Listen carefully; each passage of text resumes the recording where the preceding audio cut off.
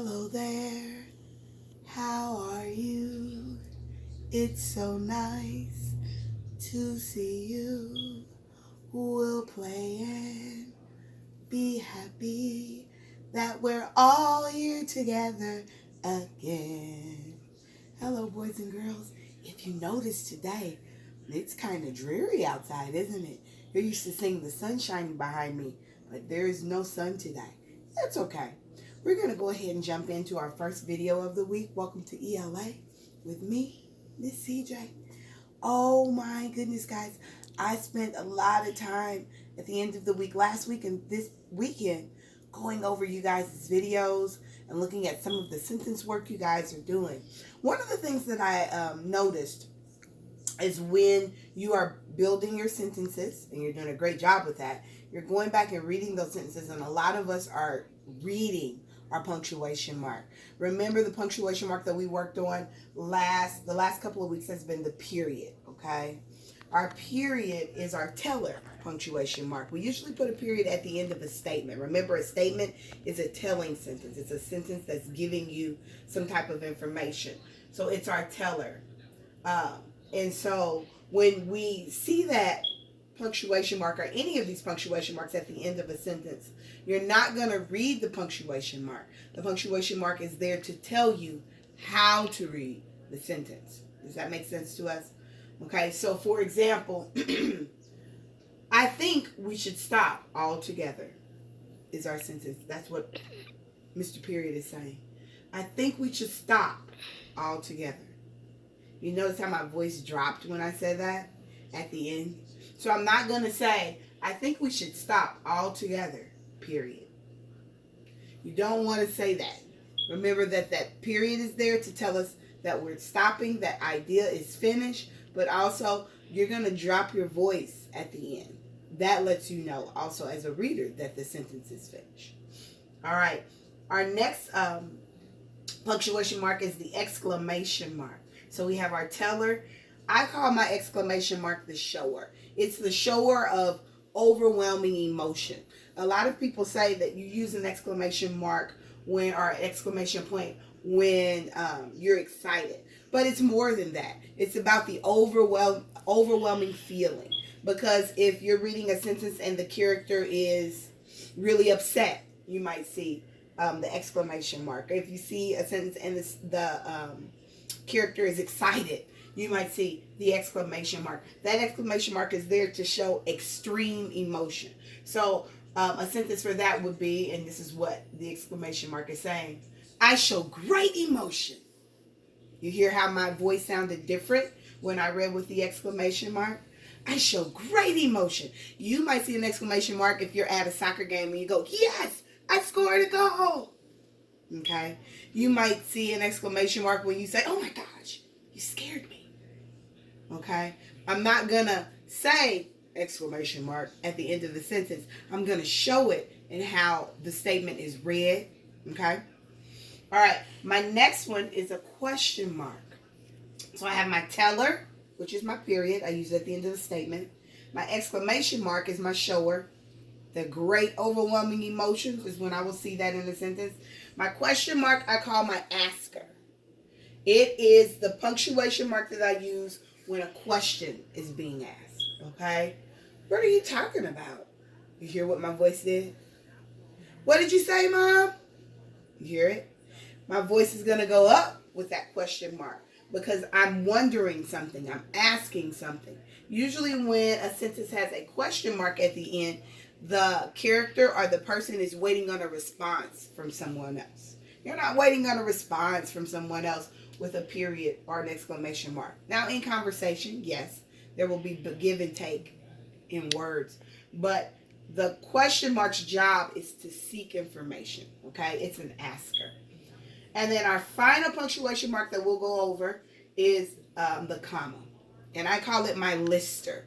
I use my comma when there is a series of things that I want to mention. And I put that comma between each. Okay?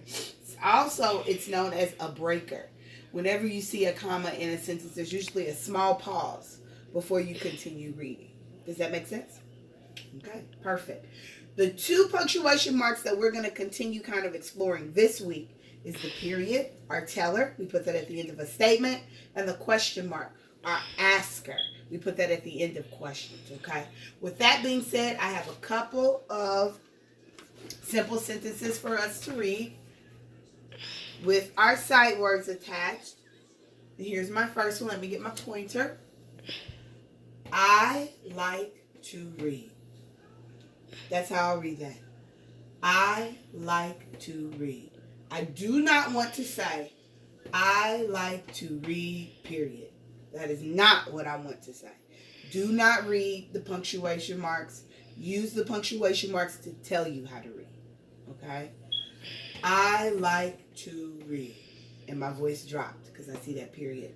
Watch what happens when I see the question mark. Watch what happens with my voice. I'm going to go up. Can I see the book? You read it with me. Can I see the book?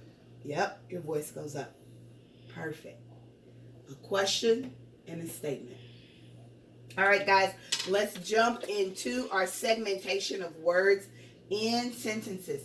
Here's our first sentence, and we're on level 2 now, my friends. This is going to get tricky for you because you're going to want to count the syllable, the beats in the words. Remember, we are counting the words in the sentences. One of the ways that helps me make sure that I'm choosing the right count is to visualize the sentence that I'm saying, okay? And see each word as somewhat of an object or what the word actually represents, okay? So here's my first one. Were you jumping rope? That's a question. Were you jumping rope? All right, let's count. Were you jumping rope? That's right, 4. All right, let's try the next one. Which sport do you like? Another question. Let's say it again. Which sport do you like? All right, let's count. Which sport do you like? 5. That's our longest sentence yet. Perfect. One more. I ate 4 pancakes. I ate 4 pancakes. Now that's a statement. I'm telling you something. I ate 4 pancakes. Let's count. I ate 4 pancakes. 4 words in that sentence. Perfect. Great job, you guys. This week, we're also jumping in to something a little bit different with our text, okay? We've talked about parts of the story, the beginning, the middle, and end, and the things that we find in the beginning, the character, the setting, things we find in the middle of the story. That's where our action really starts taking hold. We get to see the plot, the problem, right? And then the end, where the resolution and the conclusion happens. We are going to really start working on retelling. So our I can statement is, I can retell a familiar story. All right. Sometimes in telling a familiar story, it's going to be a book. Sometimes in telling retelling a familiar story, it's going to be a narrative. That's one of those stories that you have experienced, something you're a part of, something that happened to you, okay? But what we really want to focus on while we're working on the retelling is sequence, right? Putting things in the correct order. We're going to start this whole journey by just talking about determining what's important to tell in the story. So many things happen in the course of a book. And in order to retell it, you have to be able to determine what is most important to tell so that the story itself doesn't lose its main idea. Okay, that's what the story is mostly about. So when I retell, and this is going to be our text for the week, Funny Farm. When we retell Funny Farm, we want to retell the story in a way that we gather the story's main idea. And that's what's expressed to the person we're sharing the story with. In order to get to that point, we have to determine what's important. So our thinking stems here. What matters most is what determining importance means. What matters most. Our thinking stems. What's important here? What matters to me? One thing that we should notice, and I want to remember, it's interesting that these are our thinking stems that we'll use this week as we dive into these stories.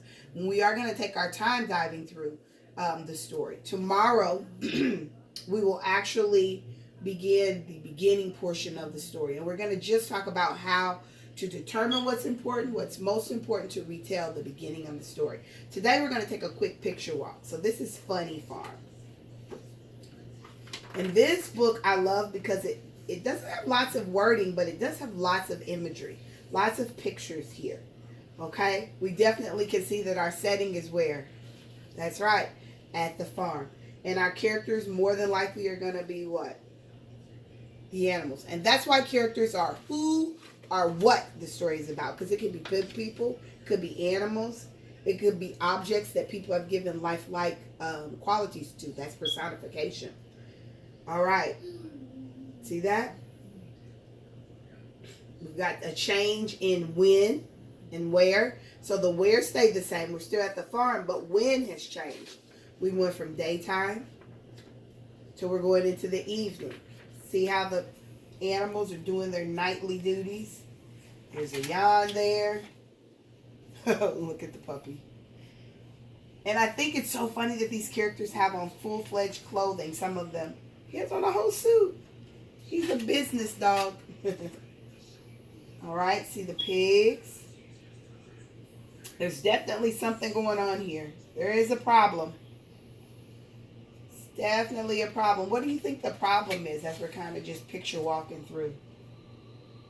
As I look at it, I think the problem is centered around our doggy friend here. Look, even the pigs are giggling. They're snickering at him. And look, the rooster is chasing him. Oh my goodness. Oh my goodness. Now he's got his pails on his feet. Like there is a lot happening. A rabbit that's hitched to a wagon. The raccoon is dragging a rabbit-driven wagon. Isn't that funny?